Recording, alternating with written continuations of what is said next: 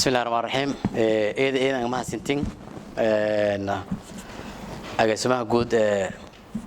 بورتالكا يا راديها تلفزيون كونفور قلب الصومالية مدن محمد نور محمد الله حقيها دلالة الصمع هلال حمناها SGS ملفدي محمد بلبل يا محمد بشار إذا كفر حسن جيك أنتي magaalada Baydhabo ku gobana tababar ku saabsan awoodsiyoowka haweenka iyo qareemistooda iyo doonka maro warbaahinta tababarkan way dareer doona muddo 3 maalmood way baan ka talagalnay intii kor laga qaada awoodda gabdho wariyaasha ee ku nool beledka Baydhabo tababarkan amal hore way baan ka gobanay magaalooyin badan sida Xamar oo kale Puntland sida ku gobanay haddana way barajeeyaan intii ku gobana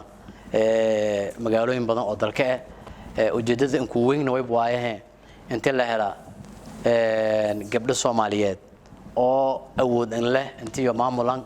guud ahaan warbaahinta shir duban ee ka yaalan guud ahaan dalka sidoo kale way ujeedada inta la hela gabdho macallimiin oo tababarku u siiyay gabdho kala sii dirsiyayaan ujeedada anoo ku doow magaagay iyo kan xogayaaga guud SGS Cabdullaahi Axmed Moomin وبسين لها حقدوا هذا توبركم وسديد مالمو درير دونه إن شاء الله توبركم أنتوا سدريرة والبضان كشل فايدة سدونه ونين ولا يعني جران يسي حسين كود بيان يسين ولا يسين جران كود بيدونتا هني كود بيدونتا هو إلى إيرا مركز حقدوا هذا والبضان مجرى ما دام وقتي جب أي سد مالمو هذا توبركم درير دونه هدي إلى إدم سفيلنا نوي برجايه أنتي قبل صحفيين كشل دريرة warbaahinna kala duwan